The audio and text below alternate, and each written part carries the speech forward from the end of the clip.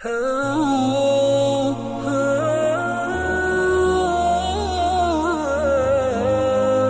باللہ من الشیطان الرجیم بسم اللہ الرحمن الرحیم صلی اللہ علی محمد۔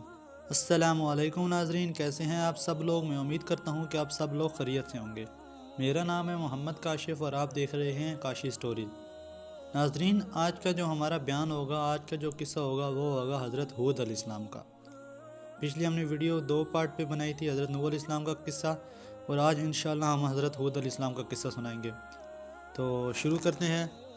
حق تعالیٰ نے حضرت ہود علیہ السلام کو قوم عاد پر بھیجا۔ وہ قوم دراز قد اور چوڑے جسم کی اور نہایت خوفناک تھی۔ سب سے لمبا ان میں 100 گز کا اور ٹھانگنا 60 گز کا، اور وہ سب کے سب بت پرستی کرتے تھے اور خدا پرستی سے از حد بیزار تھے، اور وہ سنگ کو تراش کر پہاڑوں میں اپنے مکان بناتے تھے اور اپنی تنگ نظری اور سنگ دلی سی بتوں پر ایمان لاتے تھے۔ مگر ان میں ایک فرقہ ایمان نہیں لایا تھا، اور وہ ان کافروں کے خوف سے اپنا ایمان چھپاتا تھا۔ جب حضرت ہود علیہ السلام کے پند و نسائق حد سے زیادہ ہوئے تو سب کافر حضرت ہود علیہ السلام کو ایذا دینے کے لیے آمادہ ہو گئے۔ جو لوگ ان پر ایمان لا چکے تھے انہوں نے حضرت ہود علیہ السلام کو اس بات کی اطلاع دی، تو حضرت ہود علیہ السلام نے جناب باری میں ان کفاروں کے واسطے بددعا کی۔ اس بددعا کے نتیجے میں برسات موقوف ہو گئی اور زراعت سوکھ گئی، اور تقریباً 7 برس تک وہ کافر قحط کی بلا میں گرفتار ہوئے۔ کو پیاس کے مارے پانی زندگی سے بیزار ہوئے۔ حضرت ہود علیہ السلام نے ان لوگوں سے بہت ہی شفقت و محبت سے فرمایا کہ تم لوگ سب ایمان لے آؤ اور اپنے آپ کو دنیا کی آفت اور قیامت کی آتش سے بچاؤ، اور یہ سب آفتیں تم کو جو پہنچ رہی ہیں وہ تمہارے کفر کی وجہ سے نازل ہوئی ہیں، اور بت پرست خدا کے نزدیک سب سے برا کام ہے، اس سے بچو۔ جبکہ وہ لوگ ہمیشہ ہود علیہ السلام سے بڑی بے ادبی اور گستاخی سے کہتے تھے کہ اب ہم تمہارے کہنے سے اپنے بتوں کی پرستش نہ چھوڑیں گے اور اپنے دین باطل سے کبھی منہ نہ موڑیں گے۔ اور اس زمانے کا یہ دستور تھا کہ جس پر کوئی بڑی مشکل آتی تھی، وہ سخت مہم میں مبتلا ہو جاتا تھا تو وہ حرم میں مکے جا کر التجا کرتا تھا اور جناب الہی میں نہایت عاجزی کرتا تھا، لہٰذا اس کی دعا قبول ہوتی تھی۔ اور ان دنوں ایک قوم مکے میں رہتی تھی اور اپنے آپ کو رئیس مکہ اور صدار مکہ کہتی تھی۔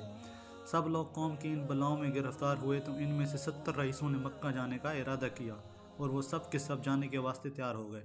ساری قوم نے ان کو یہ وصیت کی کہ مکہ میں جا کر دعائے استسقاء بران رحمت مانگنے کی ہر شخص کوشش کرے۔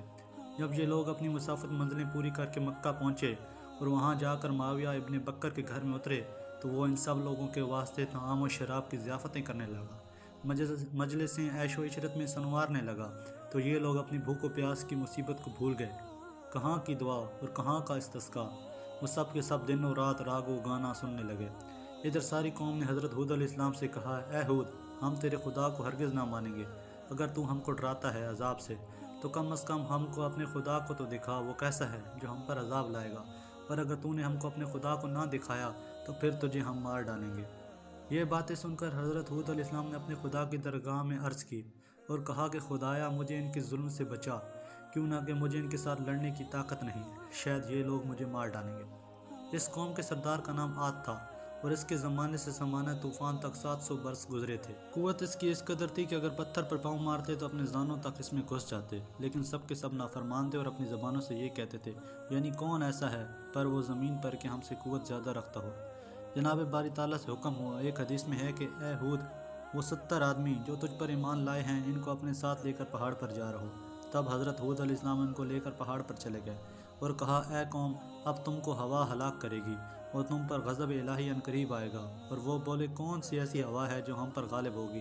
تب خدائے تعالیٰ نے حضرت ہود علیہ السلام سے ارشاد فرمایا کہ اپنی قوم سے کہہ دو، ترجمہ، اے میری قوم، اپنے گناہ بخشواؤ اپنے رب سے اور پھر اپنے کو رجوع کرو اس کی طرف، تاکہ تم پر چھوڑ دے آسمان سے دھاریں اور زیادہ سے زیادہ تم کو دے، اور نہ پھر جاؤ گناہگار ہو کر۔ کافروں نے کہا کہ ہم توبہ نہیں کریں گے اور نہ ہم تم کو اس کا رسول تسلیم کریں گے۔ بس ایک قوم کو بھیجا کہ مکہ میں جا کر پانی طلب کریں۔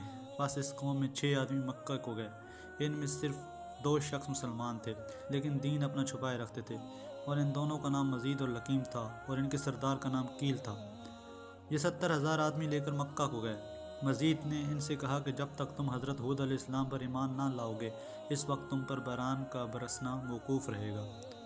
یہ بات مزید کی سن کر سب نے ان کو جھٹلایا۔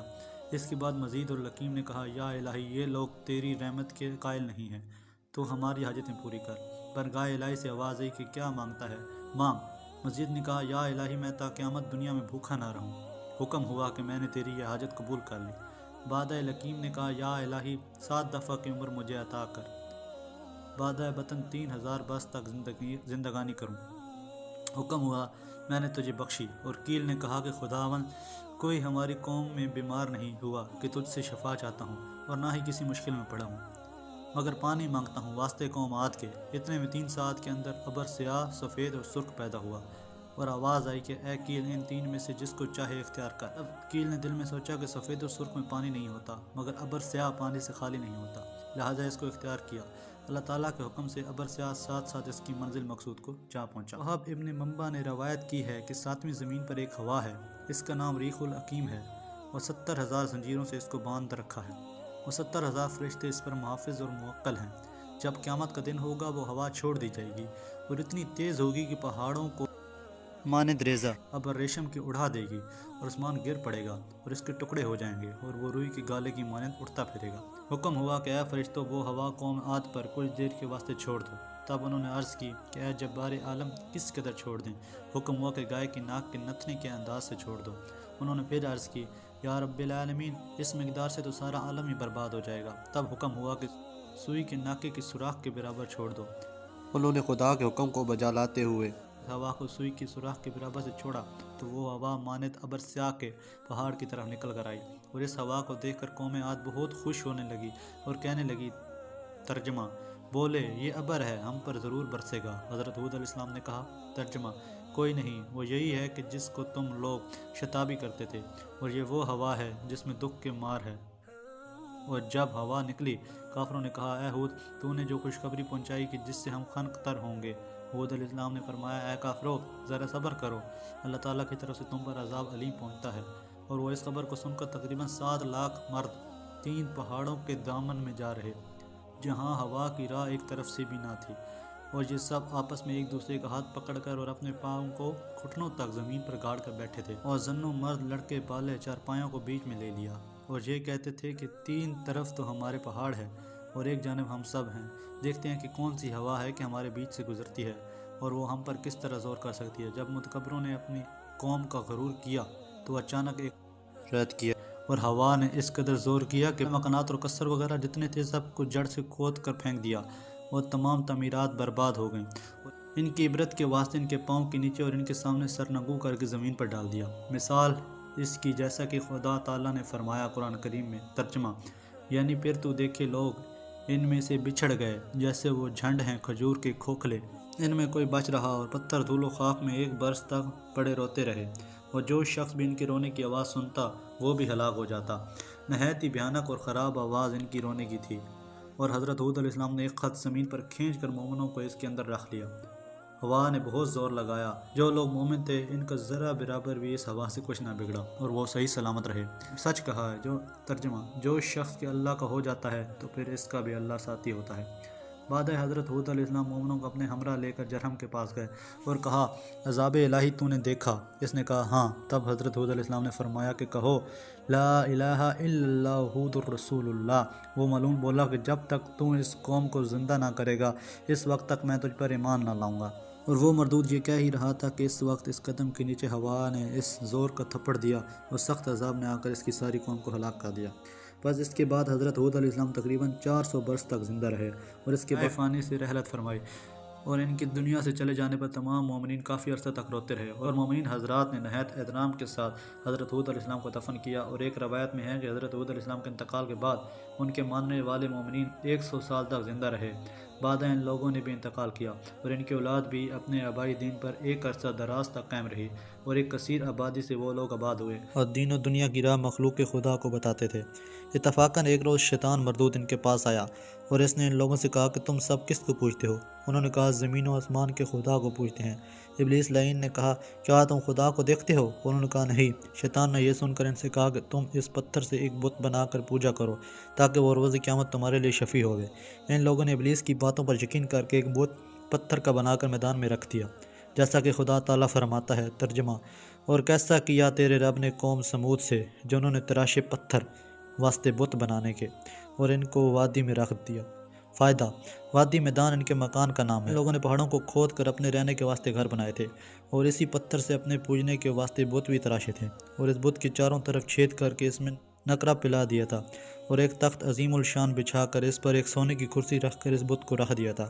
بعد ابلیس نے کہا تم سب اس کو سجدہ کرو، اور ابلیس کے کہنے سے سب لوگوں نے سجدہ کیا اور وہ سب کافر ہو گئے، اور اسی جگہ ایک گنبد عظیم الشان بنا کر اس سے معبد خانہ قرار دیا۔ خدا تعالیٰ نے ایک مچھر کو بھیجا، اس نے اس گنبد کو چھید کر کے بت کے اندر جا کر خرطوم اپنا اس کے سر پر چبھو کر سمیت اس کو اٹھا کر دریائے محیط میں ڈال دیا۔ کافر یہ حال دیکھ کر بہت پریشان ہوئے اور کہنے لگے کہ اب ہم کس کو پوجیں گے؟ پھر خدا تعالیٰ نے اس قوم کی طرف حضرت صالح علیہ السلام کو بھیجا۔ تو ناظرین، آج کے لیے اتنا ہی، یہ قصہ تمام ہوا۔ انشاءاللہ ہم اگلی ویڈیو میں ملیں گے۔ اپنا خیال رکھیے گا، میرے چینل کو سبسکرائب کریے، ویڈیو کو لائک کریے اور شیئر کریں۔ شکریہ۔